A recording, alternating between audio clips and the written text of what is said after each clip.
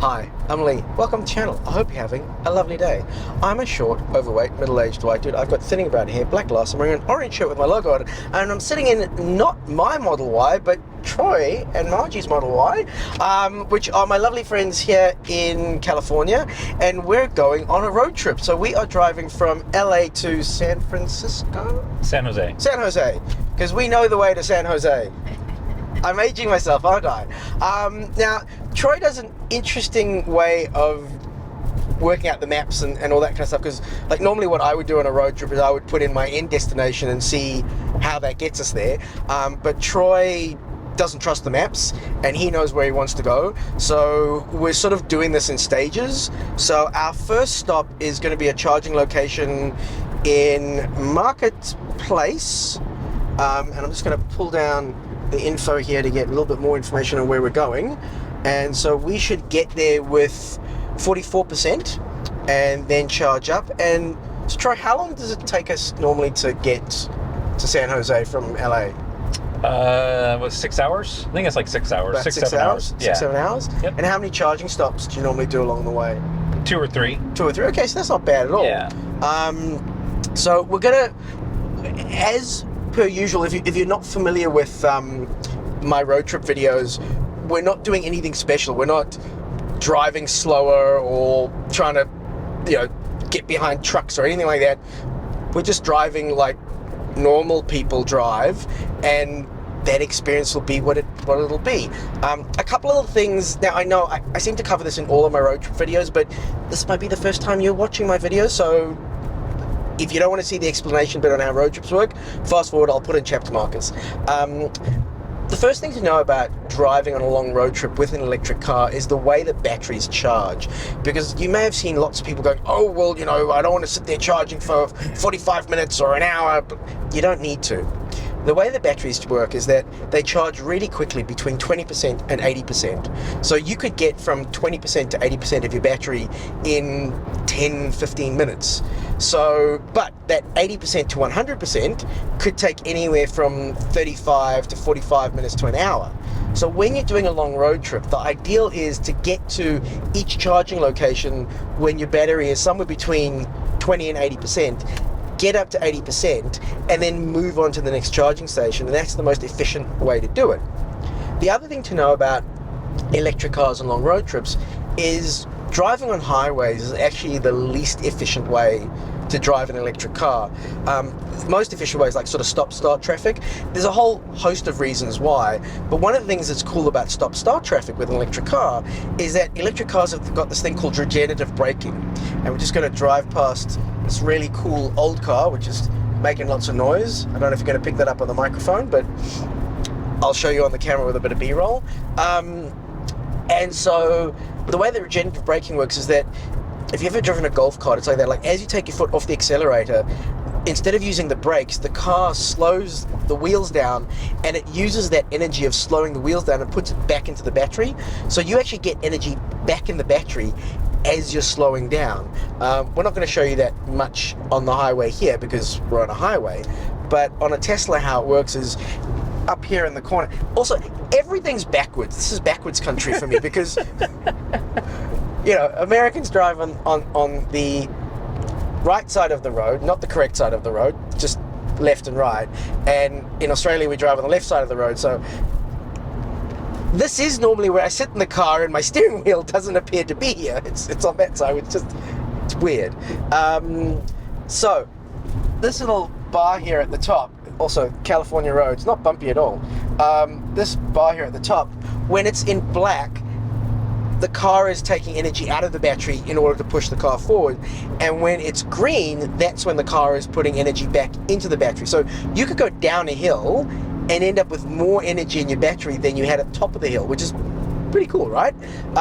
Different cars do it slightly different ways. For example, the BYD Atto 3, it's when you put your foot on the brake pedal, it's using a little bit of the brake, but it's also using the regenerative braking. With a Tesla, it's a thing called one pedal driving, so you could theoretically drive without ever using the brake, more or less. Because as you take your foot off the accelerator, the car will slow down quite dramatically, and you learn to kind of feather the accelerator a little bit to sort of, you start, it's almost like when you start driving automatic the first time, you realize you don't have to hit the brake as you get to the lights. Yeah, I did that the first time. You start putting your brake before you get to the lights, and so you start lifting your foot before you want to stop, and the car will slow down. You get the hang of it. Once you get the hang of it, I love it. Could never go back to not having one pedal driving. So that's sort of the battery thing and the acceleration. The other thing to keep in mind with long road trips is the temperature. So car batteries, electric car batteries, like being warmer rather than colder. So if it's particularly chilly, the battery's not going to last as long. Not that much of an issue on this drive. Other than that, I'm trying to think what else. No, that's pretty much else. There's all the autopilot stuff that we might cover later, but Troy doesn't trust it, so we may not see it. If you want to see autopilot stuff, go watch any of my other road trip videos. I covered all in that multiple times. You'll be bored by the time you get to the end of it.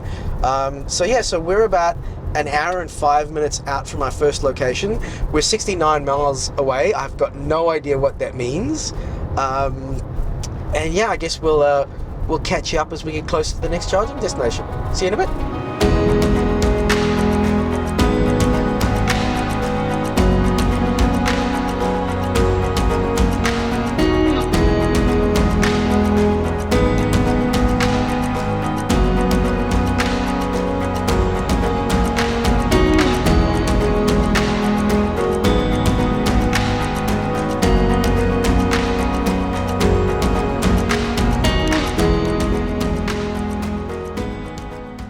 We're back very quickly. I didn't even turn the cameras off. And so really cool thing that you can do with Teslas is that you can send a map location from your, and I'll put a little bit of, I'll put a bit of B-roll. I'll put a link up in the, I don't even know where the corner is on the screen now. Up in the corner. I'll either put a link to a video that I've done about it. But so if you're on your phone and you've got a map destination on your phone, you can just select to share that to the car. So if someone sends you like their location on a map, it's really easy to send that destination to the car, and then the car uses the map. So Margie did that to get us out of LA, and so we're actually not.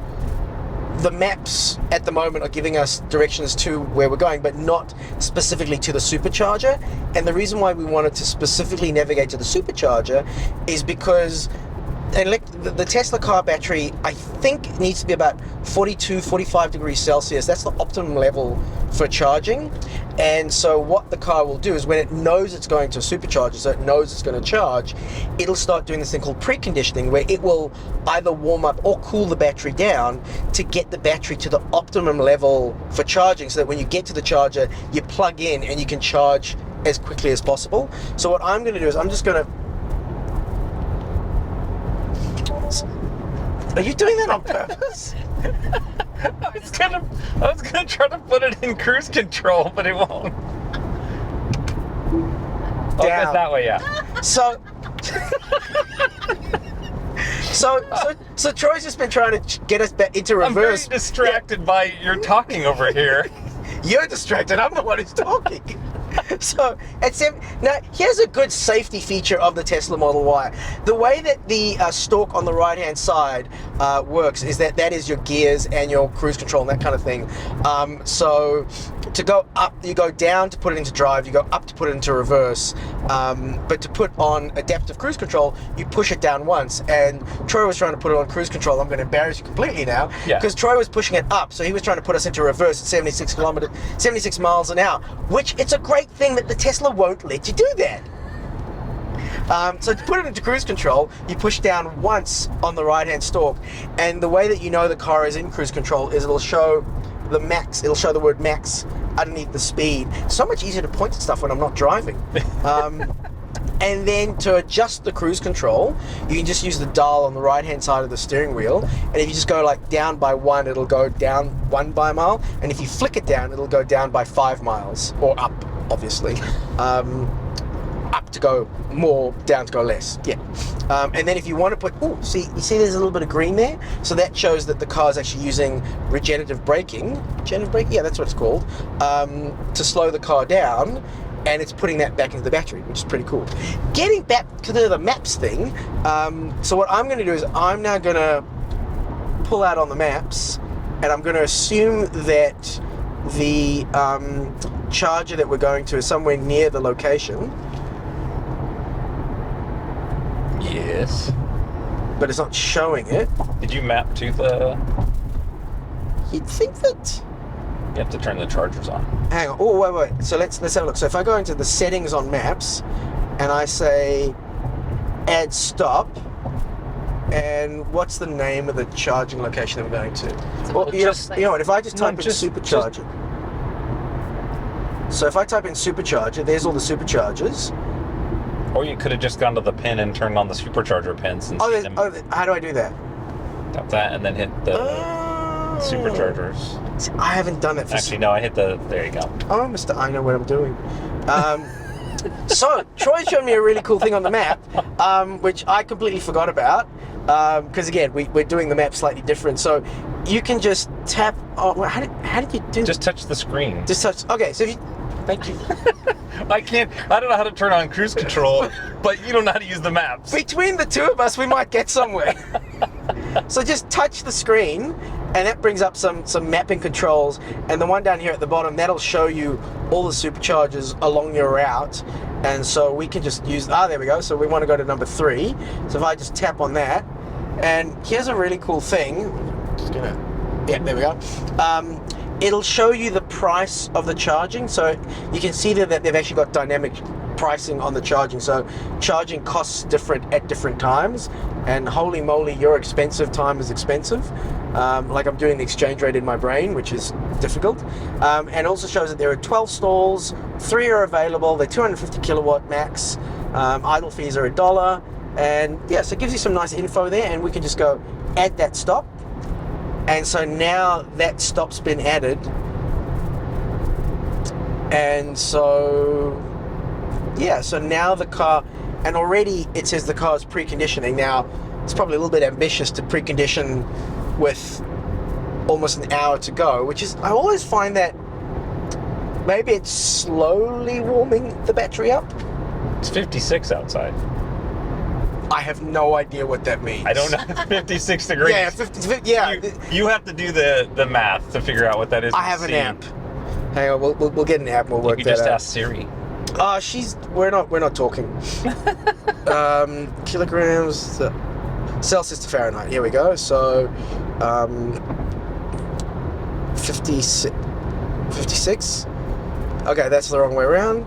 13 degrees Celsius. So that's a little nippy. So yes, I suppose it does have to warm the battery up. Although of course the battery's warm-ish because it's being used while we're driving. But again, it's better for the battery to warm up and cool down gradually rather than really quickly. So yeah, so that is us. We will catch you up when we get close to the charging station, or if anything interesting happens.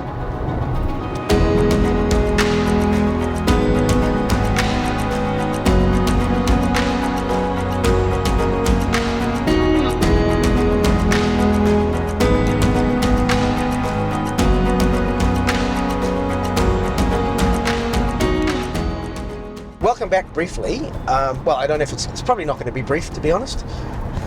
Welcome back. We were just having a really interesting chat about like the pricing and the difference between the perception of what you get for the price with Tesla and stuff like that. The difference between the US and Australia. And yeah, because you were saying that here in the US, so this is a dual motor long range Model Y. But you were saying, like, here, like, the Model Ys are sort of seen as affordable? Yeah. In terms of, like, the price and stuff like that? Yeah, I mean, when you compare them, like, to the other vehicles for what you get, the mileage that you drive, the cost of fuel, this car makes most financial sense to get. And we have 2 friends of ours that they're like, I'm not going to get a Tesla. Everybody's getting a Tesla. And then they started shopping, and they're like, that's actually the best option is to get the Tesla. So, yeah. And it's the pricing is a really interesting thing because, like something I often say to my clients is, well, expensive is a relative term, and it's interesting because, so like to give you some perspective, so my first car that I bought in Australia, which was a 2011 Kia Cerato Coupe, which was, again, I bought that in 2011, so I paid about $25,000 for that, I think. And that was the first new car that I ever bought. And $25,000 was like, before that, the most expensive car I bought was like $5,000. So that was huge for me. And then here we are, 12 years later, 11 years later, and I'm buying a Tesla Model Y for I think it costs 73,000, which is a lot of money. And the thing is, I sort of I looked around, and again, not being a car guy, I wasn't familiar with how much cars cost. And yes, you can get cars for the $35,000 range, but it seems to me these days, and please correct me if I'm wrong in the comments, most cars in Australia, like if you're looking for a average nice car, you're paying between $40,000 to $50,000 Australian. So the fact that like a Model 3 in Australia is around the $55,000 mark, that's kind of what you get. And sort of where this conversation started was, I was mentioning how my other friends that I was staying with in Los Angeles, they've got a Model Y, and they'd come from a BMW, and my friend was saying that his wife was slightly disappointed with the interior of the Model Y compared to the BMW, and probably once there's a nice electric BMW that they like, they'll probably get rid of the Model Y and go with the BMW. But Troy, you were saying that, you guys were well, again, you're coming from trucks that are quite... Yeah, they're minimalistic. They're not cushy. They're not the newest trucks in the world. The newer trucks, I think, are sort of as nice as cars are these days on the inside. But like you were saying that again, from your perspective, the interiors of the Model Y were, it was great. And where it came into affordability is you were saying that, again, with the price of the Model Y being what it is in the US, the interior is sort of what you'd expect for that price, or even a little bit better. I think it's what I would expect. But, I always try to tell my friends, like, oh man, it's so nice, it's so luxurious, we love it so much. But I'm coming from like a 2001 Dodge 2500 diesel, that you can't even talk in. Like, we could not even do this in there. So to come to this, like, this is the lap of luxury for me. Yes. So again, perspective. It's all perspective. Like, if you're coming from a fancy, really expensive car, then it's not going to work. But if you're coming from not such a fancy car, then it's very, it's if you take perspective away, I think it's quite nice. It's got the fake leather. Look, the thing that I really love about the interior of the Model Y is the amount of storage space. And if you want to see stuff about the storage space, oh man, go check out I'll put a link in the corner to my Model Y overview video. There's just, because there's no center, whatever that thing is in the center of petrol cars, where the axle or the diesel, or that'd be called the drivetrain. Thank you, that thing. Because there isn't that thing. Like, you got the flat floor at the back, so if you've got someone sitting in the middle, they can put their feet down and their knees on in their face. And this whole center storage thing, there's just tons of storage in there. So I think it's really good. Margie was saying something that you really liked about, sorry, and we don't have a mic on you, so something that you said that you really like about the Model Y, or the Tesla in general, I suppose, is the fact that and again, Tesla's not the only one that can do this. There's lots of cars that can do this, but you can remote control the climate control. So you were saying that when you go shopping, like, what's nice is you can leave the car parked in one spot, go to one shop, get your stuff, put in the car, and if you've got perishables or anything like that, like let's say it's fruit and veg, you can leave it in the car, and you can leave the climate control running, and you're not burning gas. It's using minimal battery power, and you can go to all your other shops and just keep putting stuff back in the car, and the car stays cool. And it is little touches like that. Like, one of the things that a lot of people have said to me that they have concerns about getting a Tesla is the glass roof. Is that, like, doesn't the car get really hot in summer? And to begin with, it's quite well tinted. It does get hot. Like in the summer, like if you put your hand up towards it, it's definitely quite warm. But what I find is the heat kind of just sits like, so like 2 or 3 inches. I'm using Imperial for you. You're welcome. It just sort of, the heat just sort of sits like 2 or 3 inches under the roof, and it doesn't sort of come down that much.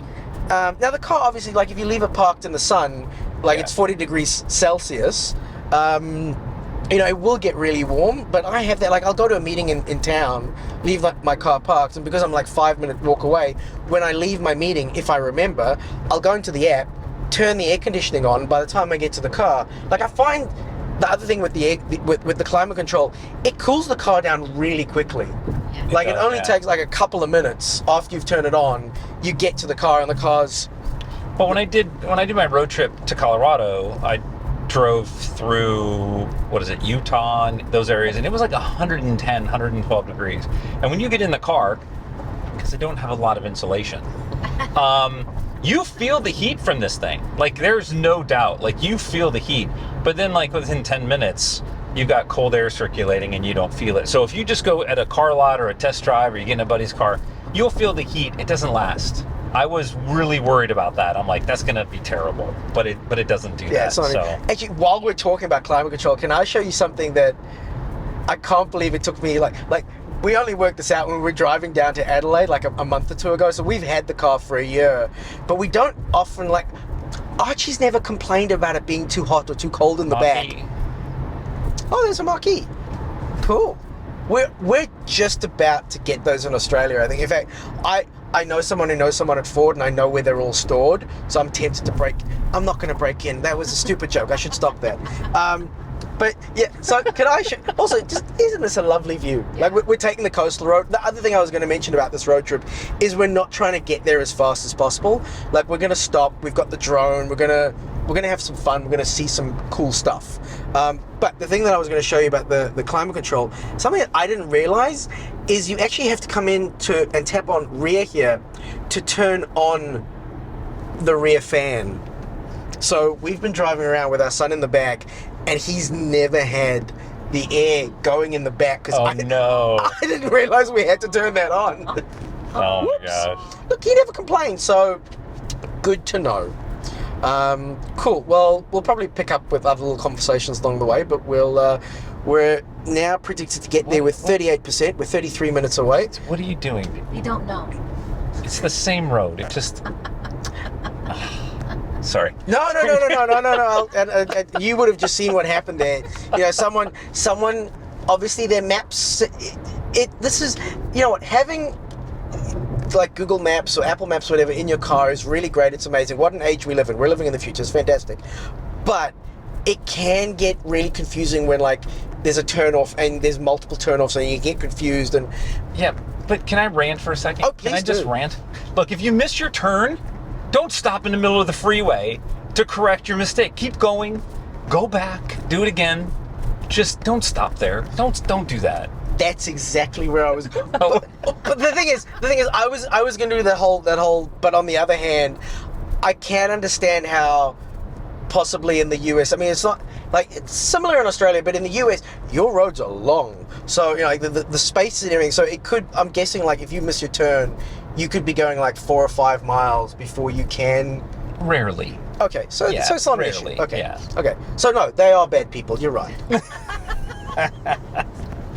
Okay, well, oh god, the views are just stunning here. This is even right now. It's just what a lovely drive. Thank you for coming on a road trip. We will catch you in a bit.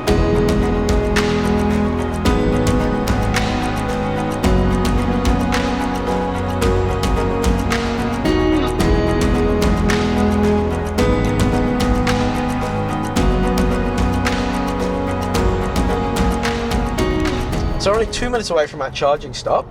1.3 miles. Oh no, whatever, I just whatever missed that the is. exit. Oh my gosh. Okay, Rilf.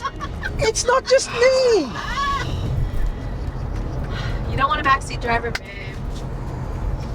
Well, we're 8 minutes away from our stop. no, we're going back to that one. Hang on, what is it? Wasn't it? Didn't you just okay? But no, you didn't cut across 3 lanes of traffic to try and get into the lane. Bring us back. Yeah, it'll bring us back. Yeah, so we're now 7 minutes away from our stop. I'm so glad it's not. Well, we were chatting, and then the semi, and I'm like, I'm not going to get behind the semi. I'm going to wait.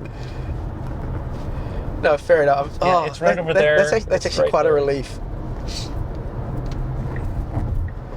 That's good. We'll have time to change batteries and things like that. Oh, I feel so much better about myself now. Thank you. We're all human. We're all human. It's not. And again, this is the other thing with like, see, we're gonna be a little bit late to the charging stop. We're not stuck in the middle of nowhere. You know? Right. Yeah. Electric cars are fine. It's no big deal. It's actually interesting. So, if you haven't seen, I was just telling these folks about there's a YouTuber called Bjorn Nyland or Tesla Bjorn. Go check him out. Subscribe to him if you want. He's got like hundreds of thousands of followers. He doesn't need you.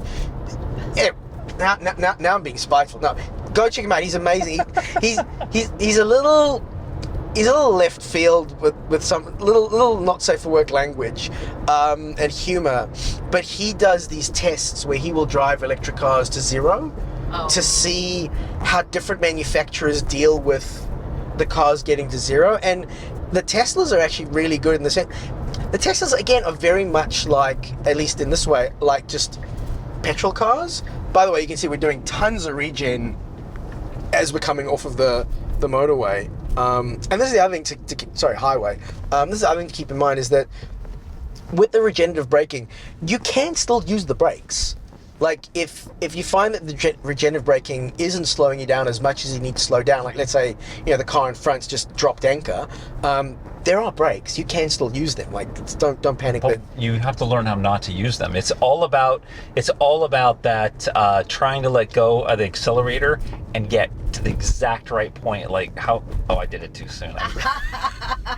It's a game, right? It's like what is that? Like shuffleboard or whatever. Like to see, can I get it? Can I like? I very rarely get pretty close. Yeah. I've always got to kind of feather it a little bit as I'm getting towards that turn. Oh, just being on the wrong side of the road is. Oh, and now we're blown out. Hang on, wait. Let me just see if I can just adjust that a little bit. Oh yeah, that's not now.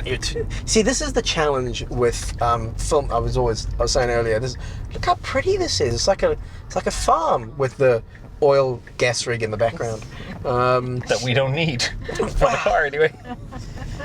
This is the challenge of filming in a car is that your source of light, being the sun, is constantly moving. So sometimes you're too bright, you're too dark. Now I'm both somehow. I'm gonna 4 minutes of this.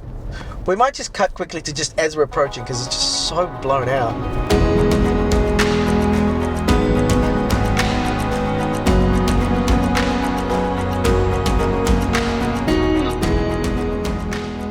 So this is going to be the other interesting thing is like just the scale of everything in America compared to Australia and a lot of countries is much bigger, but like the scale of your charging, like a 12 stall charging stop for you guys is probably pretty average, but for us it's like one of the biggest we've got in Australia. It would be like 12 stalls. Oh, and there's a wait. 5 Oh no, it stalls. says 5 stalls available. Okay, well it showed the clock at first. How do I get it back? I'll do it. I just want to make sure I don't miss another turn. Oh, right. Okay, it's up here a little bit. Yeah, it's that thing. Yeah, so not this right, but the next right. The other thing, the amount of... this is, like you were saying earlier, this is definitely Tesla country. Like, although I tell you, it's interesting, like, the amount of Teslas that have come into Australia in the last year is just amazing. Like, when we first got our Model Y last August, 2022, it'd be like if you saw a Tesla that was like, oh, look, Tesla. You rolling? Do you want to record this? Yeah, no, we're rolling on everything. Sorry. Like it would have been like, oh, Tesla. Whereas now, it's like, oh, yeah. Yeah, we have like 5 of them on our street now where we live. Oh, so there's a Lucid, and it's right next to the. See, that's nice. You guys can be friends with the non-Teslas. Remember, this is the place I told you that it would, if we had time, which we don't, that it would be cool to learn how to use the EV Go's because those charge faster sometimes, and when they're full over here, sometimes those are open. Cool. So I'm gonna try plugging in. Oh, so you guys have a different plug. This is gonna be cool. So plugging in the Tesla is really complicated. You pull out the plug, you push the button on the thing to open up the port. Or you can tap it. I just learned that too. Yes. I didn't know you could do that. And look how tiny their plug is. And then that's white when it's first in. When you plug in, it'll go blue and then it'll turn green when you are charging. So let's go have a look at what speeds we're getting with the charging. So this is so there's a couple of cool things about the charging station here that I want to point out.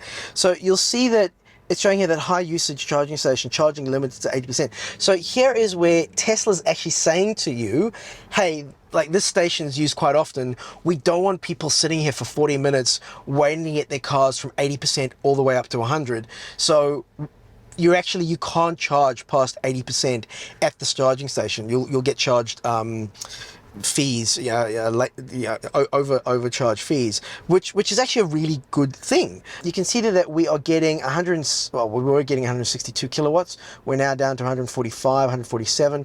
So this is the other thing with charging an electric car is there's a thing called the charge curve. So as you plug in, the car will start charging like at a really high rate, and as the battery gets fuller and fuller and fuller, the charge will get slower and slower and slower. Now also because this is a dual motor Model Y, I think this can charge up to like 250 kilowatts, I want to say. 220, 250, whereas my rear wheel one back home can only do up to 170, I think. So this is predicting that we need to be here. So here's the thing. So because we don't have our location in the map, what I'm actually going to do is I'm going to put our final destination aloft Santa Clara. Let's see if it finds it. Aloft San Jose. Okay, I think that's close enough. So that is where we're going. And this is the other beauty of when you're doing long road trips in Teslas is it'll work out all the charging stops that you need to do. So for example, at the moment, if we left now, we need to be here for another 5 minutes to continue our journey to have enough charge. And then we need to charge again at San Luis, and we'll get there with 12%, and we'll charge it for 30 minutes. Again, I don't think we would actually need to charge it for 30 minutes. And it'll actually show us how much longer we have to stay here. So it's calculating how much longer we have to stay here. Now, I'm going to quickly jump out. They've just gone to the bathroom, but I'm going to quickly jump out and get a fake drone shot of here just so you can get an idea of what the charging location looks like. And we'll catch up in a bit.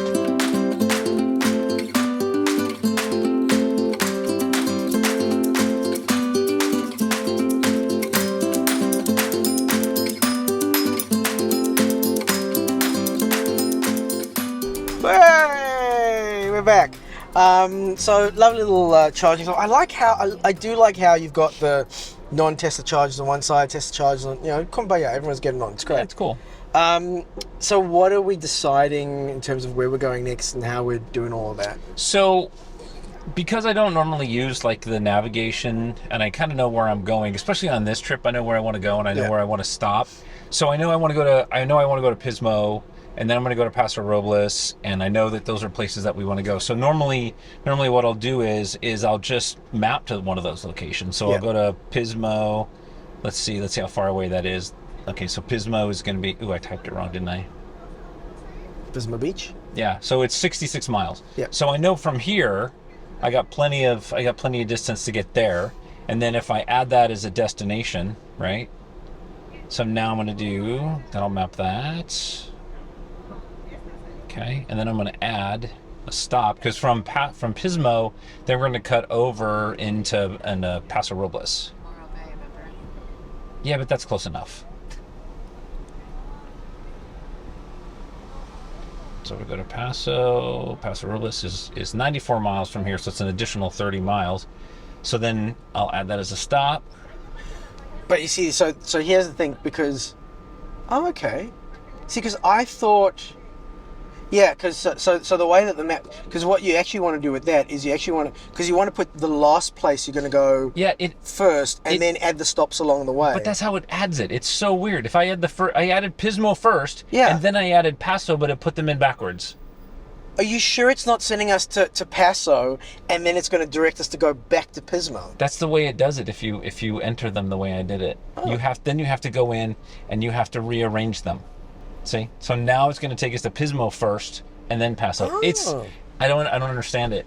We always have to reorder them. Could it be that? Oh, that's weird. It is weird. Because I just did a drive last week from Sydney to Melbourne. Well, Melbourne's back and forth, and I did one that was further along, and for me it was saying go to the further one first, and then it was telling me to backtrack to my final destination.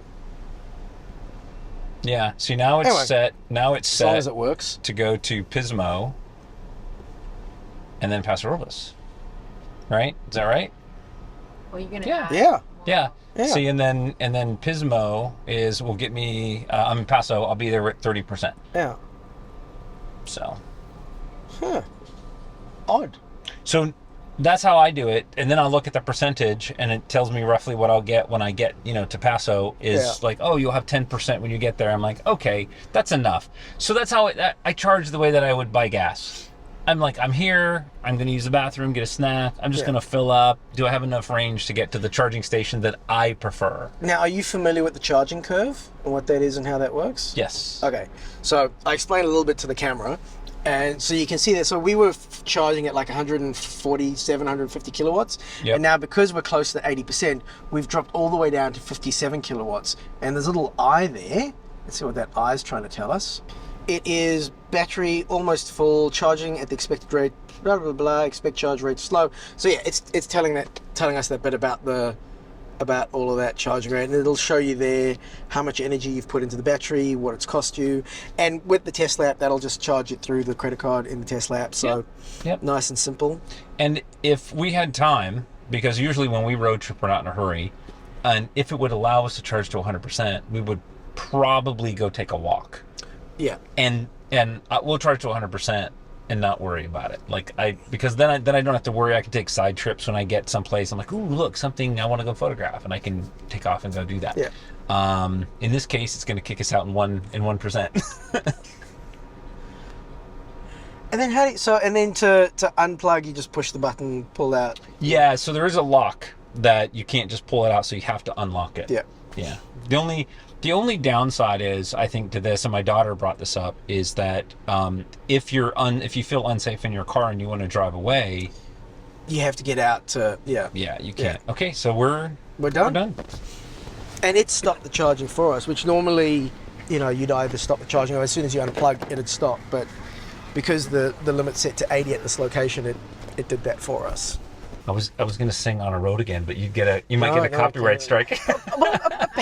Apparently you can play like a few seconds, I think it's like 10 or 15 seconds. No. Like, so 10 or 15 seconds, you're all right. But yeah, I'm not going to chance it. So this is mapping to Pismo, but we're not actually going to go to Pismo, are we? Avia Beach. We're going to go to Avia Beach. So now what we're going to do, because I've mapped this, so I know where I want to go and I got plenty of power to get there, I'm actually going to map now to where I want to go, which is Avia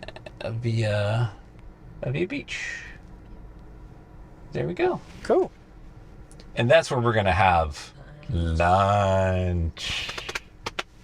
Okay. Cool. So we're hour 23 minutes, 90 miles. Now, this is always fun. It's a fun game that Manny and I play on long trips. Is the car at the moment is predicting that we're going to get there with 49%. Let's see what we actually get there with. Because sometimes it's higher, sometimes it's lower. And this is because of the conditions. Like, there might be a headwind, there might be a tailwind, it might be a little bit cooler, it might be a little bit warmer, and so the car will adjust what percentage it thinks it's going to get to once it gets there.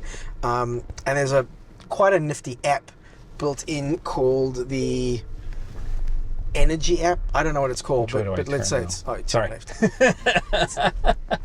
Here, you can have your energy app. Thank you. So you get the Energy app, and we'll dive into this probably in an hour or so you can see a little bit of information about it. And so that'll show you how much energy you've consumed along your drive, and if there was anything significant along the drive that caused the car to use more or less energy than it was expecting, it'll show you in here. So we'll see in a bit.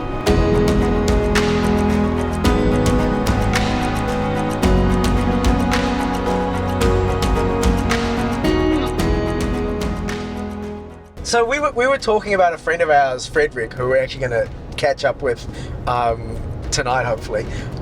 So he's also got a Model Y, and Troy, you were just saying how you're not much for like, you know, modding cars and adding things, but Frederick's got a spreadsheet, and he's like added everything he possibly can to the car. He's done a lot. Well, I mean, he loves his car, and so he's changed all the interior lights to different colors, and he's done all the cool things. Yeah, he's done that. We've done a couple little things like door sills and floor mats. Hubcap little thingies, remember? Oh, that's right. Yeah, we pulled the hubcaps off. Yeah, they're much prettier underneath the hubcaps. Yeah, we like nice. those. Yeah. That was it. That was the I'm glad I turned the camera on for that. What have you done to your car? I noticed you put a bunch of pads in the back and...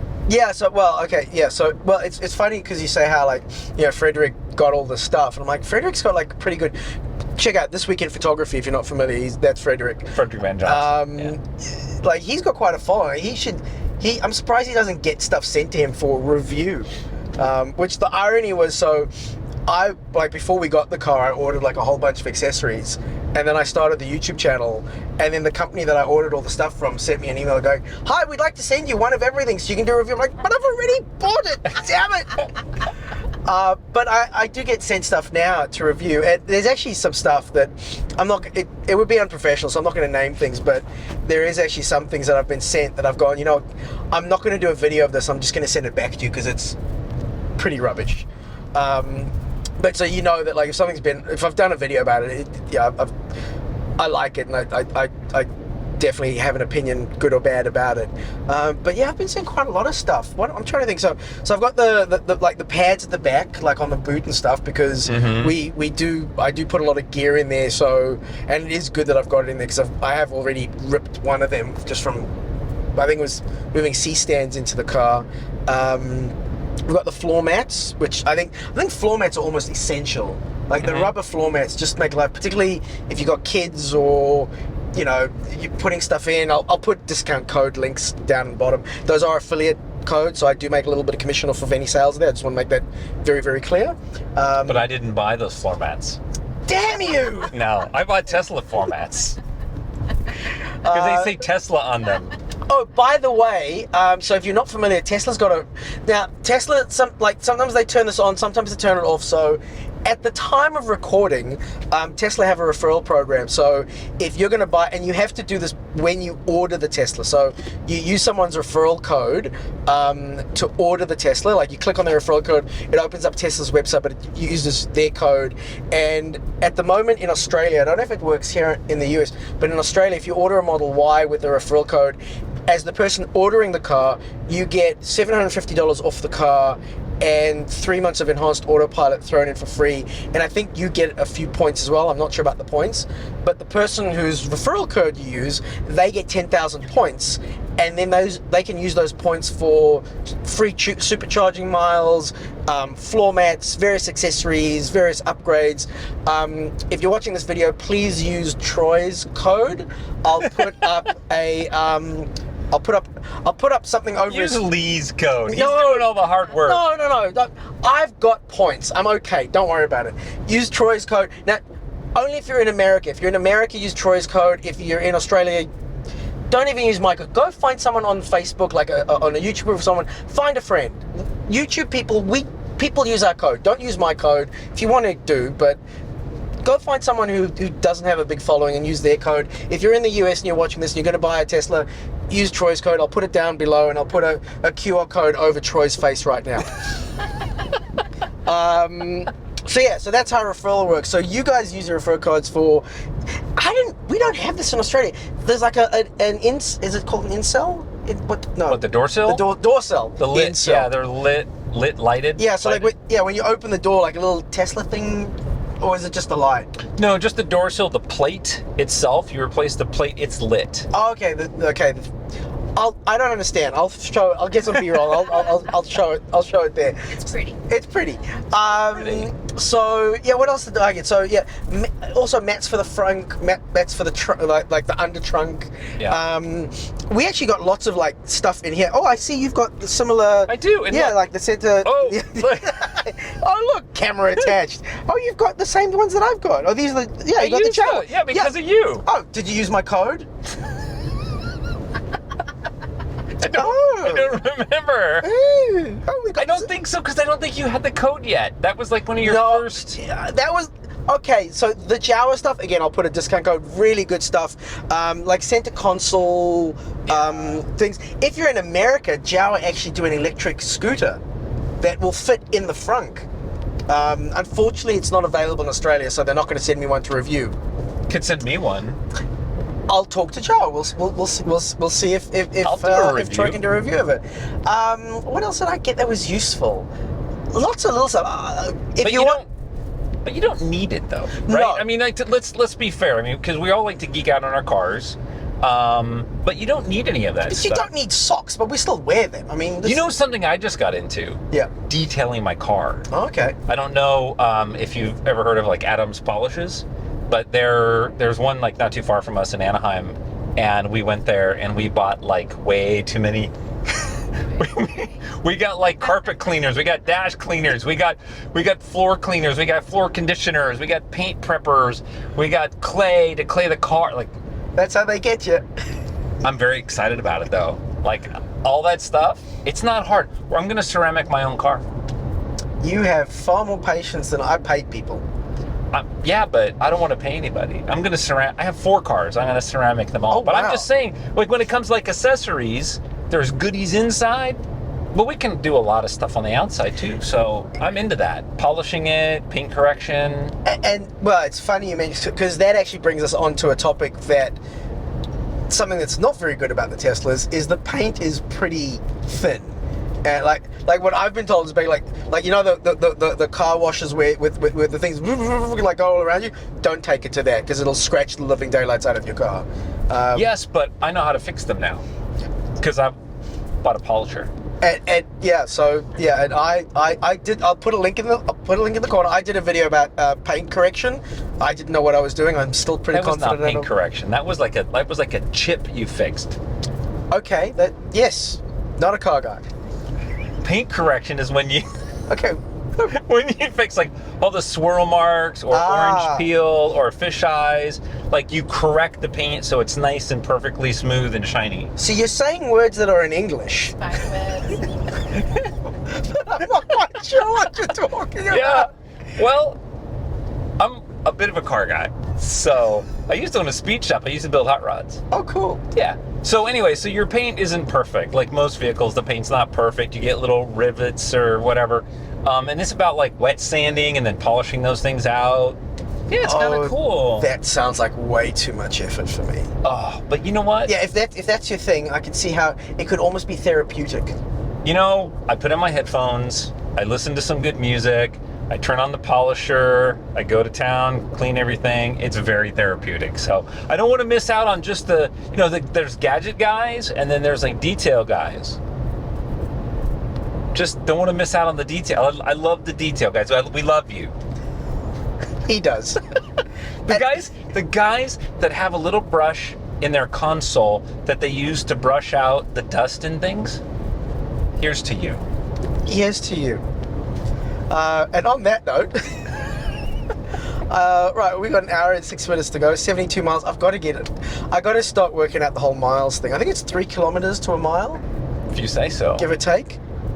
Correct me in the comments if I'm wrong, but I think it's about 3 point something. So if that's 210 kilometers, actually, yeah, that looks about right. 210 kilometers. You could change the display. Oh, that'd be fun. Well, the map will still get me there. I don't really It will. care what it says. Oh, let's do it. You sure? Yeah. Okay. Let's. You know how to do that? I'll work it out. Display. I know I did know how to do it, but Isn't that? Oh, that was length. distance. Yeah, miles and kilometers. Look at that. I found it right away. And temperature. I'm going to Change the change temperature too. Temperature. Yeah. It's a balmy 19 degrees Celsius. We're 115 kilometers away. I'm so happy now. I understand what's going on now. I'm so confused now. I know. Oh my God! Like I don't know. Holy I don't know how fast I'm going. Okay, we're gonna have to change that. Oh wow, so So the speed limit's 105 kilometers, and we're doing 121. Apparently, everyone just does this, and this is cool. But I'm gonna change it back because otherwise, you're gonna kill us. Oh, wait, that's the aircon. Oh my god, it's on the wrong. Everything's on the wrong side. Okay, so we'll go back into display. I have no idea how fast I'm going. Yeah, that could be bad. And I'll just drive until I'm comfortable, and that's too fast. No, Okay, there we go. There we go. Woo, all is right with the world. We'll see in a bit.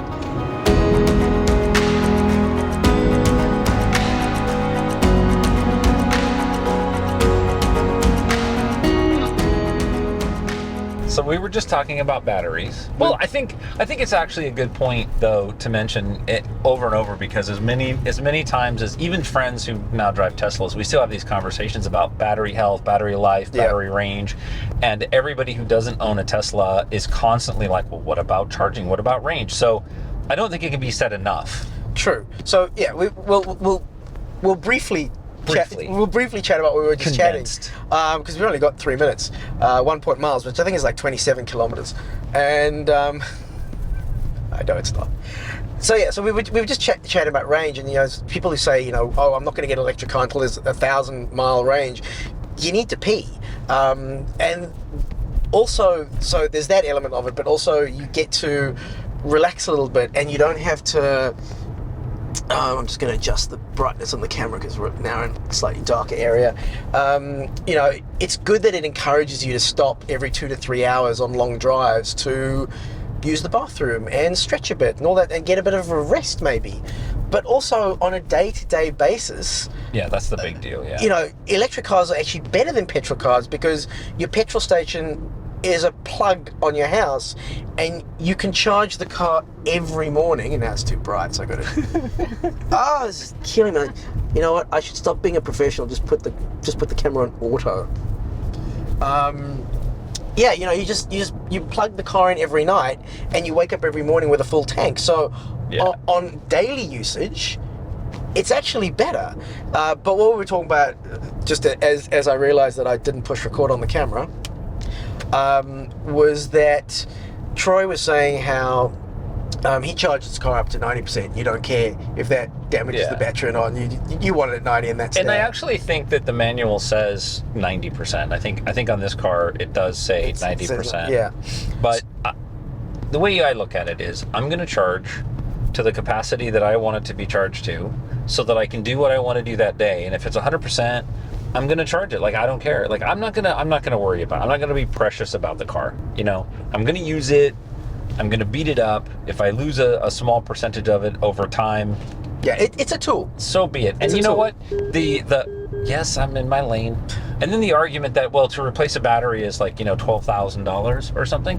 You know what a tranny costs in my truck? But it's like 15 grand. But the thing is, even besides that, let's say you have the car for 10 years and the battery degrades by even 10 to 15%, which is a lot. It probably won't degrade that much. Right. Let's say after 10 years it degrades by 10 to 15%. It's not that it stops working. It's just that you don't have as much range. So let's say you've got 10% less range. So what's the maximum range theoretically of this car? 330 miles. So you'd have 30 miles less range. So what we should do is, through the art of camera magic, right? Yeah. We'll fast forward like 5 years. We will. Yeah. And I'll tell you what I think about the battery. Yeah. No, I think that when it comes to like these cars, like demystifying them is really important. It's like, get in the car, charge the crap out of it, and go drive it. Stop worrying about everything. Yeah. So, but to explain what we're talking about, because we sort of didn't explain it, is so different batteries have got different battery chemistry in them. And so, for example, this is a dual motor car, so it's got 2 motors front and back. And in order for a battery to be powerful enough to push out enough energy to drive those 2 motors, it needs this kind of battery. I think it's a nickel battery or NMC, or someone will tell me in the comments. And so this battery, it's recommended to not charge it up to 100% on a regular basis, right? Because that will lessen the lifetime of the battery. Whereas with my car, so back home, it's just a single motor, and the single motor, because it doesn't need as much power at a single time, we've got what's called an LFP battery, which is a lithium phosphate battery, I think. And the manual actually recommends for our battery, we should charge it up to 100% at least once a week. And so that's sort of what we're talking about from that sort of thing. And so obviously with this car, you know, if you do need 100% for a long drive, you charge up to 100, but you don't leave it up at 100% for extended periods of time. This is lovely here. Like, we're just driving along Pismo Beach. And yeah, this is a Via. This is a Via. Yeah. Apologies. Pismo right over So Pismo's back Pismo's was behind us. So yeah, so this is so nice. Yeah, this is a dog beach right here. That's why it's so cool. busy. So all the dogs are down there. So yeah, they're very happy. The puppies are having their very best day. It's awesome, very calm. And this is one of our favorite places to go. It's out, it's a Via Wharf, and there's a nice little restaurant out there. It's kind of like a little bar. They have like good fish and chips and stuff, and take a little walk. It's cool. It's neat. It's kind of off the beaten path. Not everybody comes here as a tourist stop, so don't everybody. Yeah. No, if you haven't been, come down, but pace yourself wonderful. so you don't all come at once. No, it is neat. Yeah, it is. It is really nice. Yeah, we like it. So was that, like, where we drove past, those are the charges, but we're driving out to lunch and then we're going to come back to the charges, or what are we doing? Oh no, we're going to keep going. Okay. There's no chargers. We're not charging here. So what were we navigating to back there? Here. Oh, right, just to here. Just to here. Yeah, we're not charging here. Okay. We got enough to get us into Paso Robles. So we'll go from here to Paso where the chargers are. Okay, cool. We think. I'll have to check the map. Well, at least I'm recording on the camera, so that's it's a pleasant change. Yeah, just imagine that everything we said was funnier it was than what brilliant. we just said. It was I missed a turn and everything. I know. I didn't miss the turn. You didn't miss the turn. That was what was unique. Whoa. We didn't miss a turn. So I'm seeing a lot of like trailers and stuff like on blocks. Is that just to have them straight, so they're not on Level. an angle? Okay, And so that they don't wiggle so they don't when you wiggle. walk on them. Yeah. Interesting. Yeah. Cool. Okay, well, we're going to chill out and peruse around here, and we will see you in a bit.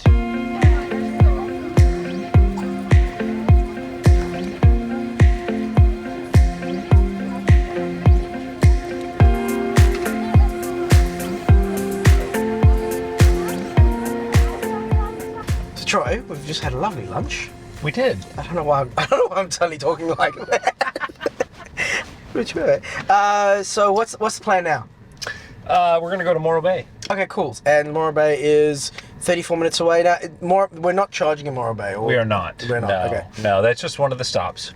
Cool. Okay, so yeah, Morro Bay should be there. We're there with 34%. We'll see you in a bit.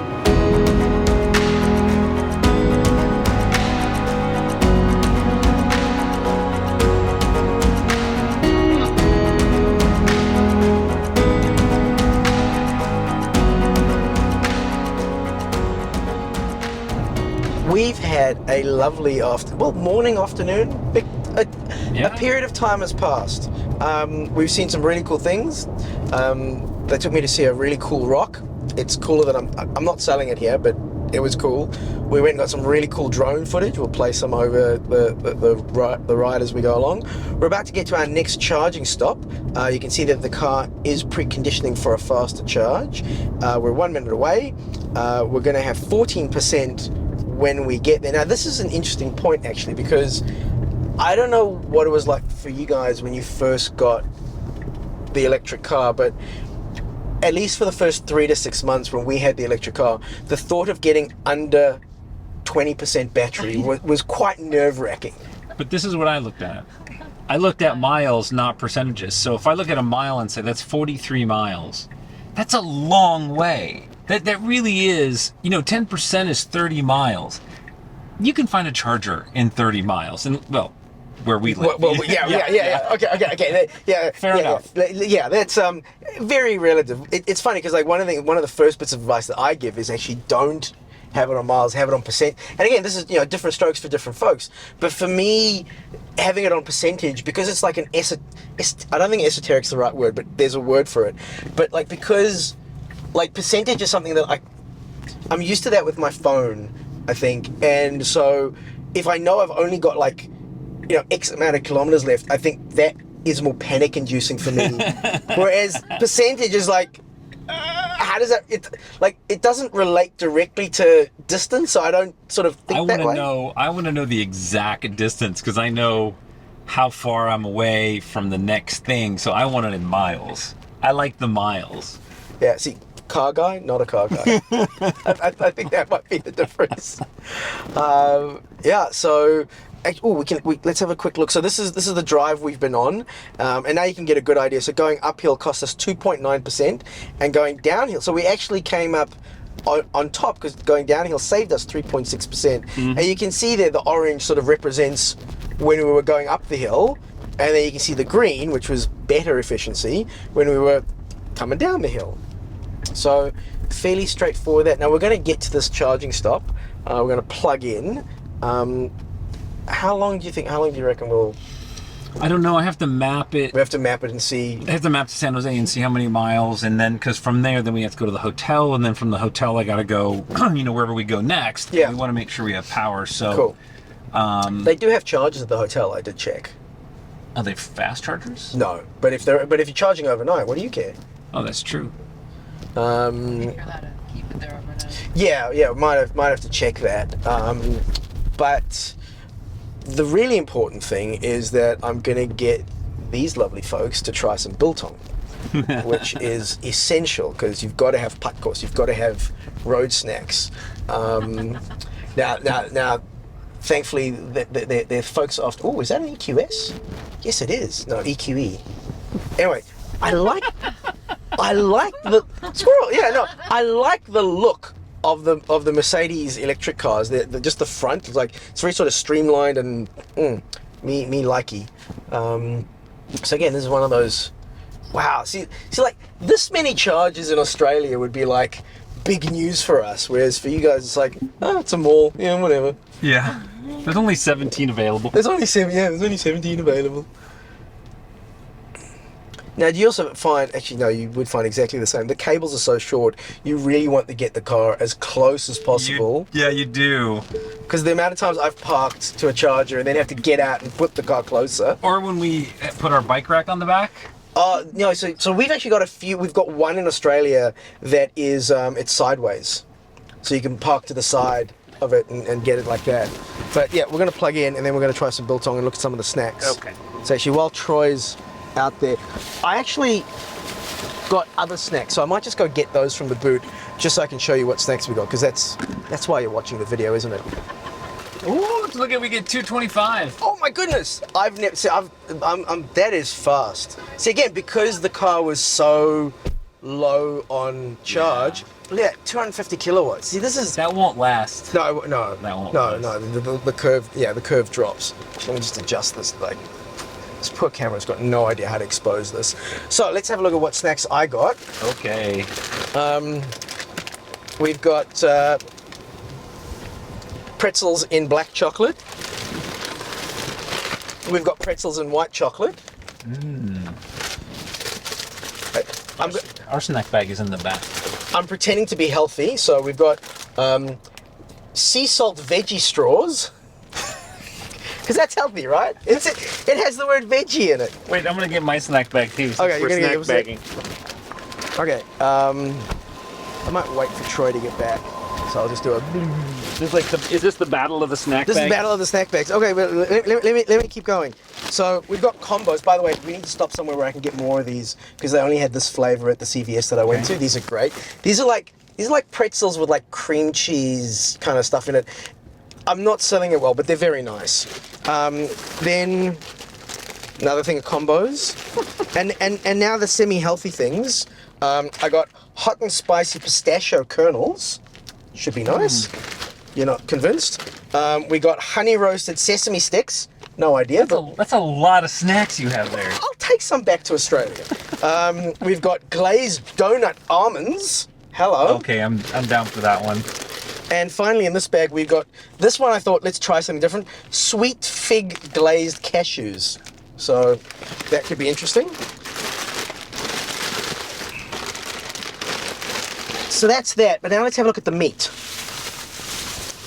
Oh, and you've got to try. Okay, so I got some dried Hungarian sausages. Don't ask. We then got some dry horse, and let me tell you, $20 a dry horse in Australia would have bought you a lot more dry horse than here. And then we've got just normal biltong, thinly and thickly sliced. So Troy, let's get you to try this now. So you like beef jerky, right? Yeah. Yeah. So this is like South African beef jerky. Okay. Oh, wait. Oh, you're selling it. What do you think? If you don't like it, you can say so. It's good. It's good, yeah. It's biltong. It is good. So I've got thinly and thickly sliced. Tastes the same. Now try the dry horse. How is biltong not beef jerky? Because it's better. Okay. It tastes. You know, I find biltong, unless it's fresh, biltong is generally a bit drier than beef jerky. It's smooth. It's smoother. Look at me like I'm a bloody wine connoisseur. Look, we're only down to 140 now. Yeah, dropped down to 140. And then this is dry horse. What is that? I don't know. Just try it. It's like it's meat. Look, I'm gonna shave. Well, just because it's in your mouth doesn't make it safe. What do you think? It tastes like biltong. Yeah, just differently spiced. And this is actually really good. Like normally the dry horse that you get, well, there's quite a lot more fat. This doesn't have nearly as much fat. This is a lot leaner, which is quite nice. That's good. So those are my snacks. What are yours? I don't have nearly that many snacks. Well, look at you and look at me. Well, the good snacks are in the fridge. Let's see, what do we have? We have pita chips. Like those? We have the best flavored potato chip in the world. I'll teach you some mic techniques.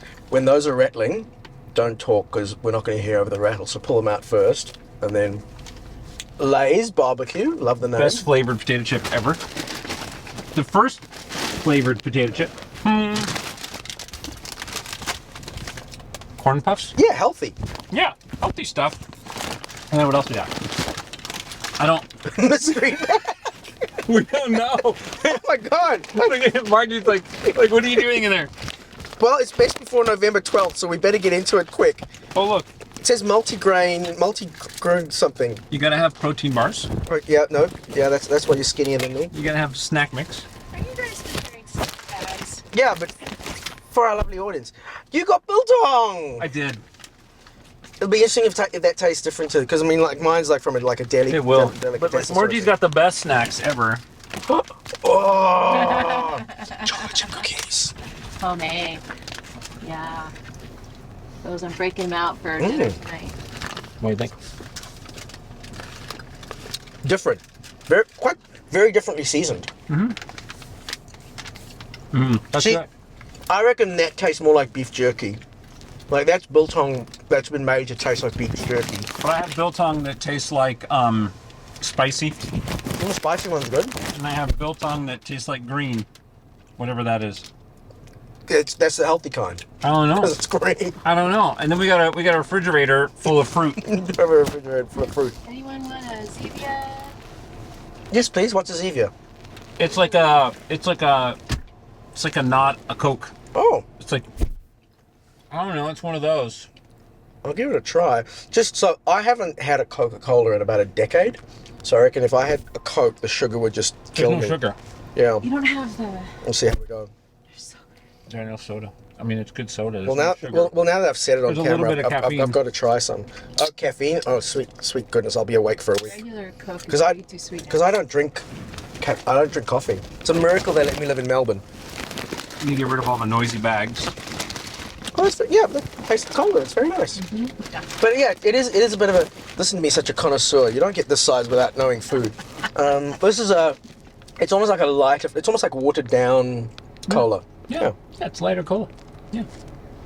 Well, we're going to be charged according to the car. Back to the car stuff. Oh, would you like some biltong? What's that? It's like beef it's jerky, meat. but so much Ooh, better. No, thank you. She's gonna say no. Okay, fair enough. If you had like dried apricots, she would probably be okay with it. We made up I potatoes. actually had dried fruit on my drive from Sydney to Melbourne. But it was like some of it was glaze, so it wasn't healthy. Yes, so we're up to 39%. That's fast, isn't it? But see, look, so this is what I want to know too. So like if I go to San Jose, it's 135 miles. So technically I have almost enough to get there, which we know it isn't. It will lose some on the way there. Yeah. So then we have to drive to the hotel and everything. So by the time we hit 80%, which is 200 and some miles, we'll be able to drive. But watch, if we say we want to go there, Okay. so once you actually so watch, that might, okay, so that's saying 20 minutes to continue trip. Mm-hmm. But normally if you put in a destination, then the car's sort of like a little bit more confident, and then it's really like, okay, you'll be at this much percent. So basically the car's saying we need another 24% to get there with 0%, or to be on the safe side, we need another 33%. You're just reading the screen and making stuff up. Have you seen my channel? That's what I do. Oh, he's on to me! Quick! I'm just, I don't want to point out the obvious. No. Please explain to me. I have no idea. That's what I said. I don't know where I was. I'm drunk on caffeine already. Yeah. So that is where we are. We will follow you up shortly once we've waddled away some of our snacks. Yeah.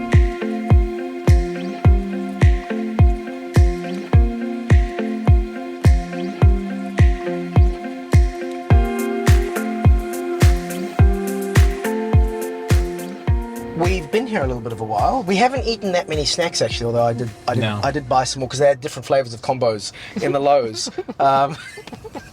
Don't judge me. Shut up. So we've actually gone past 80% without charging, but we've changed the destination a little bit because we're going to meet some friends and then we're going to go to our hotel. And you can see one thing that's really important here is that, so we're up to 88%. And one thing to note here is, you remember earlier I was saying that the charging location, when it's really busy or busy times, it'll limit you to 80%. But what I left out or forgot to notice was adjust limit if needed. So because this charging location isn't super busy, it is letting us charge past that 80%. Right. But it's kind of pointless because we're charging so slowly. We are now, yeah. That we may as well just sort of unplug and charge a bit more at the next location.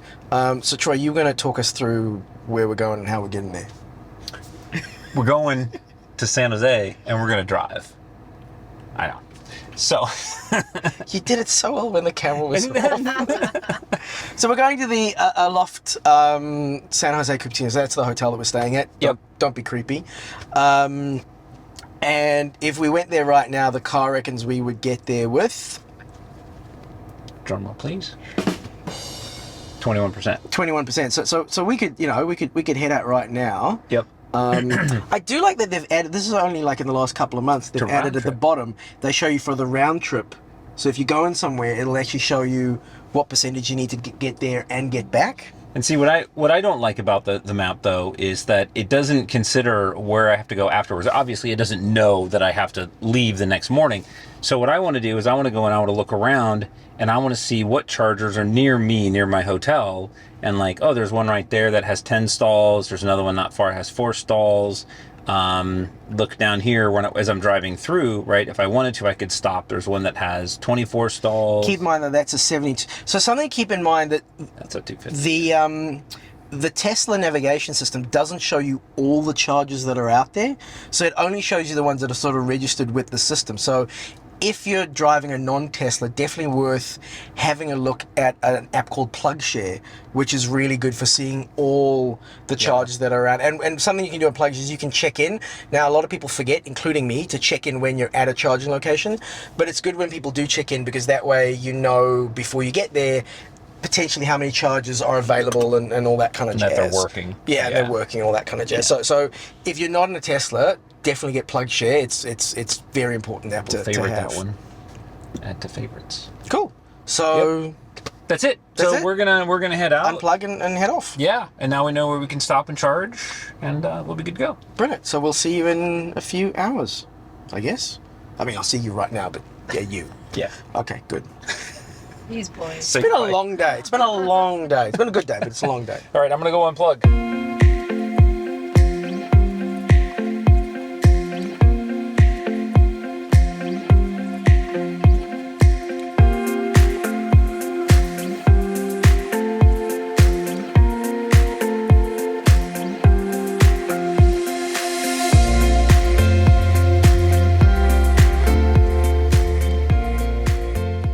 So we were talking about like charging and stuff like that, because Troy was just saying, you were saying like it'd be nice, like once things progress, that like if everyone's, well, technically everyone does have a charger at their home because they just need an electric. By the way, do you guys have the UMC? You've got like just the mobile connector, like you can just plug into a normal wall socket. You guys have got that? Yeah. So yeah, so every wall socket in America is a petrol station, effectively. Yeah. But it'll be, you were saying it's going to be cool when eventually most people have got like fancier wall connectors at like, 7 or 11 kilowatt wall connectors at their house. And if you're going over to your friends for a barbecue or something, you can just, hey, while I'm here, do you mind if I give you $5-10 for the electricity and I'll plug in? Or if they've got solar, it's not costing anyone. But it would be great that your destination at your friend's house is also a charging stop, because just like what we're looking at right now, we're like, ooh, when we stop to hang out at our friends, we still got to get to the hotel and we need another 10%. Like, I can ask them if I can charge there, but that's not like normal etiquette right now. It would be cool if it was just normal and we could look at our app and go, hey, I use like $9 worth of charge. Forget it, it's okay, or Zelle me the money, or you buy me lunch, or that would be super cool. Yeah, and I reckon in 5-10 years time, that's where we'll be. I hope it's like next year. Now that you've put it out there, like all your followers are going to start a movement. Like, subscribe, and share. Yeah, that's right. That's right. But look, it is cool, and it's like I was saying. You had a great.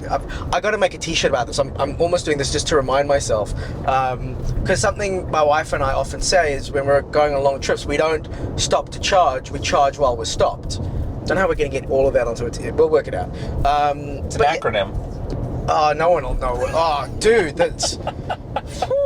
I mean, we can try, but I don't think it's going to be a hot seller. I'll say that much. But yeah, that's what we find is that it takes a little bit more, just a little bit more thinking. Going, oh well, let's go and eat at the restaurant that's near the charger. And very often, I actually want to go to a restaurant that's near a slow charger, because that way you're not rushing through lunch. True.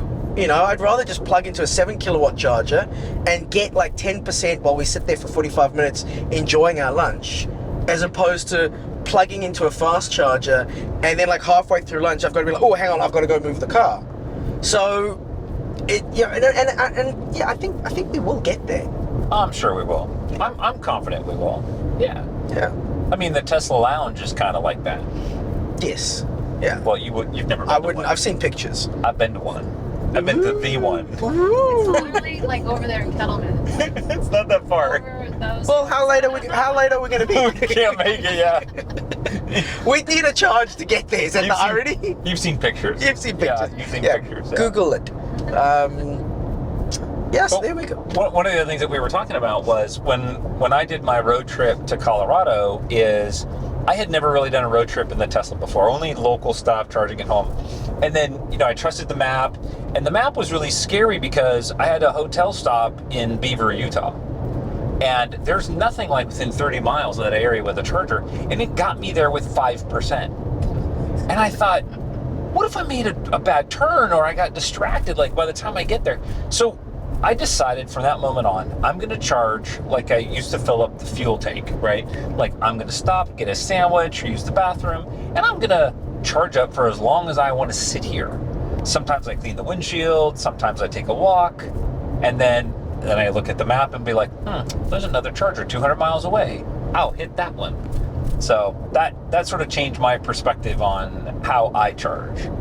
But so hang on, so the hotel that you were going to, that you were going to get there with 5%, because you'd put that as your final destination, so the car was like, oh, well, once you get there, I don't care what you do, that's kind of up to you. And it makes sense. I mean, the map doesn't know where I want to go after that, but that's where the charger was.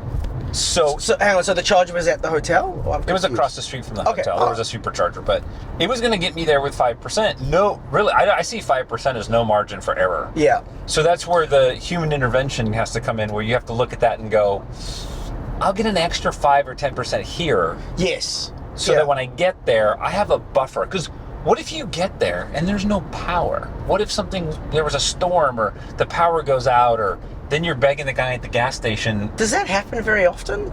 Like that there's no power? Well, I mean, if it's in the wintertime, if there's storms, or I'm just imagining like you're relying on one single point for charge. Yeah. And if you can't get it, you're going to try to run an extension cord into your hotel room, which isn't going to do very well. No, it works fine. I did that. I did that on our first road trip. I mean, we were staying in a cabin, so the car was just parked right outside. Yeah. And I find out very quickly on that trip, those cables work fine in the rain because it was like torrential. Oh yeah. I'll put some B-roll over this, and we were like, "Is the car going to blow up?" Like that was the early days, and it was fine. So do you have an affiliate code for where somebody can get that whole charging cable set up? Because not all the cars come with them now. I can. The code on everything is EV Easy. Good work. I'll put a link down below. That's for my Australian viewers. I'll see if I can find something in the US if we can find someone who wants to affiliate with me in the US. Because again, I ordered mine from Tesla. Well, no. So that one. So the one that you plug directly into the wall. You don't have to get the Tesla one. But if you've used someone's code or someone used your code and you've got some points, you could put your points towards that. But yeah, there are other brand models. It's funny with the Tesla charge. I mean, I just dealt with someone who was a bit grumpy in the comments on one of my previous videos. We're like, it's not a charger, it's a wall connector. The charger's in the car. Yes, technically, the thing that charges the car is in the car. Like the thing that's on the wall that you plug into the car is not the charger. That's the wall connector.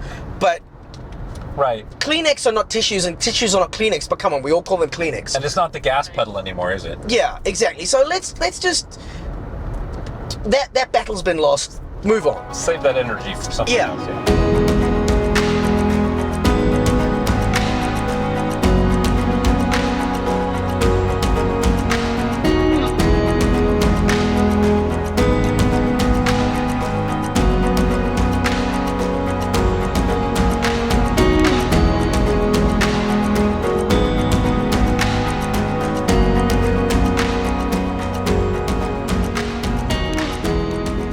So we made it.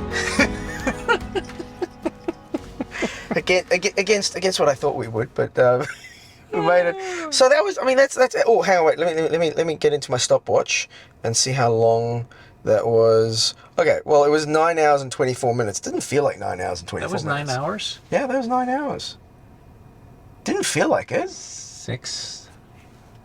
Yeah. Really didn't feel like that long. Yeah, it was a long drive. And it was interesting that, like, so we only stopped for 2 charging stops, and that's because this is a long range vehicle. Yeah. Yes. We arrived here with less than 20%, and our buddy has been gracious and allowed us to plug in, so while we sit here and have dinner, thank you, Craig, for that. Yeah. That's going to make our life tonight so much easier, because now we don't have to stop on the way out. So. But yeah, well, just like you were saying, like you stop at a friend's place and they go, hey, you want to plug in? And we're like, yes, please. And it's great. So, again, we're charging while we're stopped. We're not stopping to charge. Yeah. And we're getting a strong 5 kilowatts, I think, or 6. No, 6. Yeah, 6. You're right. Yeah, 6 kilowatts. So that, I mean, like, we'll be here for a couple of hours probably, and that's all we need to top up. Awesome. So, I mean, I don't know what else to say. That was fairly stock standard. You've done similar drives before, so sort of like what you would have expected. Yeah, and I think that, like, the first time that we took this trip, I mean, having watched like your videos, like when you did the one where you hit all the Tesla chargers, and then you did the on the way back with no Tesla chargers, like the Tesla charging network is fantastic. Like if you're gonna go out on a road, don't be afraid. The Tesla network is there. And then when you do the trip again, like for us, this trip we've done a lot, we have favorite chargers now. And we know, this Starbucks has a good bathroom, or we know like they have a good restaurant. Like, it gets easier and easier, which just adds to the benefit of the car for us. Like, as we've talked about before, and I think for those of us that love our cars, like there's just more reasons for us to like them. Yeah. Yeah, absolutely. Well, that was pretty much it. I hope you found this video helpful. I hope you found it useful. If you have, please like and subscribe. If you've already subscribed, thank you so much for your support, and we'll catch you in the next one. Safe and happy driving.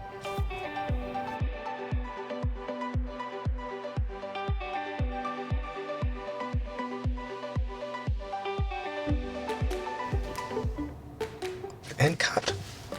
Yay! Oh, cool sun coming through there.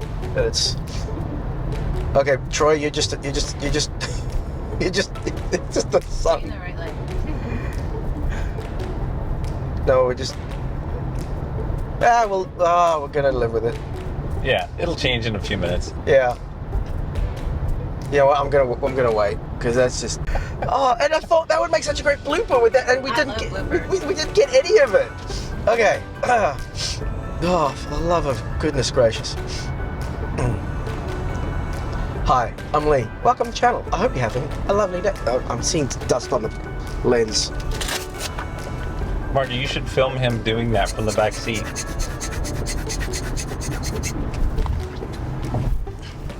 Okay, it's a wide lens. They're not going to see the dust. We're fine. Hi, I'm Lee. Welcome to the channel. I hope you're having a lovely day. I'm a short, overweight, middle-aged white dude. I've got thinning brown hair, black. Wait, did I turn? Sorry, I'm doing this again. I think I've got the. I hope I do, because the stabilization on these is really good if you've got it switched on. Hopefully, I do. Take 57. I think we'll bring the stats up. Oh yeah. Oh, wrong side. Other side. Just leave that up. Oh, okay.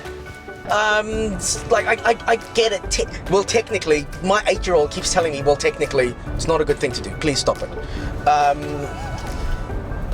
Sorry, I might cut that out because that was. I don't know where that came from. I like that side of Lee. That was good. That was a little bit of the true off-camera Lee. Oh no, I just like this. The guy commented. I presume it's a guy. I shouldn't presume, but let's be honest, it's probably a guy. Commented, no, it's not a charger. It's a wall connector. Stop lying to me. I'm like, hang on, wait. I'm not lying. I'm not like. Did you know that it's not that? It's like, look, I understand, but we have to sort of. We don't want to. People already think that electric cars and all this stuff is complicated. Let's not let's explain in a simple way. I know it's not accurate, but they get the idea. It explains it. And then he commented again, no, you're lying. I was like, someone needs a hug. I was like, come on. Well, accurate is relative, right? Because is what you're saying fit for purpose? Does that person understand what you're saying? It doesn't matter what words you use. If they understand, plug the long black thing into the little square with the 3 holes, and it'll make the car go. Yeah. Great. Yeah. That. And that's like it's very often. I mean, my background's in adult training, so it's the whole idea behind this whole YouTube channel. Can we double click on that? What? Can you Adult training. Adult training. You Americans are such prudes. Coming from you, though. No, okay. I would train adults as opposed to people wouldn't trust me with children. That's what it means. I train grown-ups on how to do stuff with computers. Is that more accurate? Well, it's not kind of how I picture it. Because I've never gone that way with that. Yeah. They call it adult education in Australia. Wow, that's tomato. There you go. Nobody says potato, but they needed it to rhyme. Oh, jet lag. I'm going to blame jet lag for being so random. Right. What are these bunkers? Is this like a military thing? Was it farming or doomsday preppers? I have no idea. Just growing dope. Looks nice out here, though. I like it. It's pretty full. Oh, yeah. Oh, there we go. Yeah. Camp Roberts, California. Yeah. Army National something.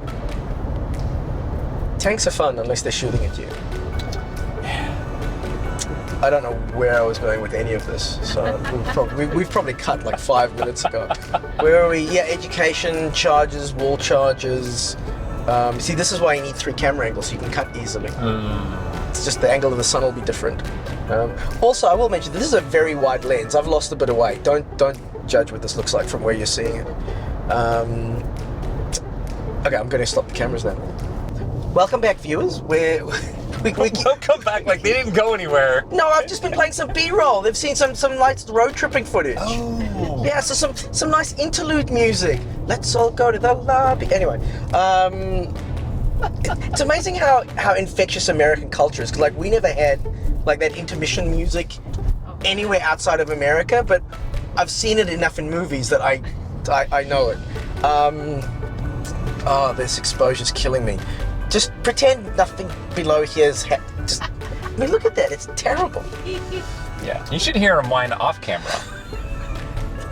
Oh, well, thank you for changing direction. Now that lighting is much better. Can we just keep going? I don't care where we're going. Let's just keep going this way. Now we can drop it now. Oh, is this pretty much the direction we're going for? That's the direction the entire time. Yeah. Okay. Well, that's okay. Well, Troy's blown out, but that's fine. That's okay. Yeah, you're all right, actually. I am driving, so, that's fine. Yeah. Actually, it's a nice little halo. Do your hat. Nah, it's fine. No, it's an interesting shot. We'll go with that. It's all good. And we'll cut back in when Troy gets back with his snacks. Well, actually, this isn't a snack, but a little behind the scenes. This is one of the cool magnet things that I've got for mounting cameras on the outside of the car. So that's. Don't know if you're interested. We're about 10 minutes out, so we were just chatting anyway, but I thought it might be interesting to capture this camera. This has got nothing to do with cars now, so if you're not interested in cameras and behind the scenes of shooting weddings. By the way, these two are amazing wedding photographers. So if you're in, planet Earth and you're looking to get your wedding photographed, I'll put links below and all over the place, so be sure to check them out. I haven't seen their work, but they're lovely people, so they must be good. But we were just chatting about, so sort of defining what I do for a living. I always make this joke about how, if someone calls me a videographer, I go, I'm not a videographer, I'm a cinematographer, and I tell them, you know what the difference is? And they go, about 2 decimal points in my invoice, which is true. But also, like Troy was saying that when you guys think of videographers, you think of the people that you work with at weddings. Right. And there is sometimes friction, I'm being very diplomatic, between wedding photographers and wedding videographers. Yeah. And so for my sins, I used to shoot weddings. And to give you a bit of background in terms of how that happened. So when I left the company that I used to work for when I had a jobby job, there was a wedding videographing company in Melbourne that by the way, C2, check them out. Amazing. If you're getting married in Australia or anywhere near Australia or in Europe, they travel to Europe, and you're getting your wedding videoed, look up Marcus and the team at C2. They're amazing. So I'd seen their stuff, and it was just back in the day when I used the word cinematic a lot. Stop using the word cinematic because it's bad. People go, ooh, I made it look cinematic. What do you do? Shallow depth of field? Yes, that's not. Stop it. So now all my snobby camera stuff's coming out, and so but they did like just beautiful cinematic. Their stuff's gorgeous. I wish we'd known them when we got married, and I'd always wanted to learn how they did their stuff, but I'd always said I'd never shoot weddings. Too much stress, and they put out a thing they were looking for an assistant. So I thought, you know what, I'll do a bit, and so I did the training with them, and their training. So I learned, I credit so much to Marcus for shooting B-roll, because a wedding's B-roll basically, which is like the beauty shots. So the way that they shoot the weddings is single shooter. So unless it's a big wedding, like single shooter, so you're always on your own. Generally we shot with just a 35mm lens. So no zooms, anything like that. I mean, we had a zoom for the ceremonies and stuff that we'd have locked off, but generally just running around with a 35mm lens, and the client gets all the raw footage. Oh. So there's a few things for that. Number one, the reason why the client gets all the raw footage was actually a really cool reason, is that the logic there was, when you've just had your wedding and you're all excited about it, then you want to see like the highlight reel and the video and everything like that. But then in 10, 20, 30 years time, when Uncle Dave or Auntie Mavis aren't around anymore, that's when you're going to look at the raw footage, and you're going to see just those little behind the scene moments, those little things that you didn't notice on the day. So it's actually a really beautiful reason to give the client all the raw footage. But because the client gets all the raw footage, you can't just push record and walk around and just, you know, get whatever you get. You had to, like, the most important thing I learned when I was shooting those weddings was, when I push record, I better be sure that whatever I'm capturing in front of the camera, that's good and that's what I want. So, like, it taught me so much in terms of thinking about what I'm actually going to capture with the camera before I push record, and holding steady and getting set and all that kind of stuff. And it's interesting that you guys talk about the friction between photographers and videographers, because one of the most important things that I would do at the beginning of the day is become the best friend of the photographer. And I'm like, if I'm in your way, just tell me, and I'll get out of your way. And you know, if I see a good angle, or if you see a good angle, you know, like, the way I see it, like, our job is to make the day for the couple the most amazing day possible. And so it's our job to work together to make that happen. Yeah, it's absolutely true. I mean, it's, you know, we poke fun at each other. It's, you know, we've been doing it for 30 years, like us. Like, you know, you always have your run-ins. But, you know, we've had the videographer that was insistent on doing a running through panning shot every single time I had a post. Yeah, like, you know, it's just the way it is. So the way this started was Lee didn't appreciate me calling him a videographer. That's what happened. So that's what he's doing right now, is he's just setting me straight publicly. This footage might not make the video. It's fine. You'd be surprised how much footage never makes it into the video or into the bloopers. But yeah, it's interesting how, yeah, sometimes, like, just little things that I would, I mean, now I'm making myself sound manipulative, but like little things that I would do, like, I don't know how weddings work here. I presume it's similar. Like, after the ceremony, that's generally when you do the family photos. Mm-hmm. Yeah. And corralling the family. Like, hopefully, normally, like, there's one aunt or someone who, they're going to be the one who sort of corrals everyone for the family photos. But the family photos can be quite stressful for photographers, because you can't afford to, like, you've got your list and you can't afford to miss anyone, and they're off in the bathroom or doing something or whatever. And so, like, and from when you're back then I was a videographer. When you're the videographer at the wedding, you don't need family videos. So, you know, I put the camera down and you help the photographer What? corral people. Nobody's ever helped. What are you talking about? You two have to work with Marcus from C2, because he is the man is amazing. Like, he must be in his mid-50s by now. To be honest, we're pretty intense on wedding days, Yeah. so it probably is better to stay out of you. Yeah, stay out of our way. Like, we're should- busy, but You yeah, should work no. with Mark. He's amazing. It sounds fun. The amount of energy that guy has, I'm jealous. Yeah, so we're only 2 minutes away from our charging stop. Now I'll do it. This should be interesting, because I forgot that we were on 25 frames per second, so I've changed it to 30, so could have messed things up completely, but Only your audio won't sync. yeah, well, now, and I don't know whether I should have left it at 25, but I've changed it to 30 now, and so now it's probably going to be a mess. I might have to actually edit them into, I don't know. Okay. Did you see my video about the Tesla service and how? Yeah. I wasn't kidding. I genuinely thought that rotating the tires meant they take the tires off and then they spin them around, like they check the tread. I just thought, because rotate means Not a car guy, right? yeah, exactly. It's becoming obvious. But like, why? See, calling it rotating, because you're not rotating them, you're swapping them. It should be calling swapping your tires. I don't know. It's I'm not going to die on that hill, but.